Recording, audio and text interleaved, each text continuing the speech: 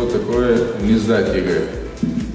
Это остаться в последующем без образования, соответственно, остаться без рабочего места, соответствующего, на которое он должен стремиться, и родители хотели бы аттестация, чума в жизни долждаться. Лучше книгу читать, учите, повторяйте, готовьте себя так, чтобы вы уверенно пошли на любой экзамен, не только на ЕГЭ, а вообще в жизни.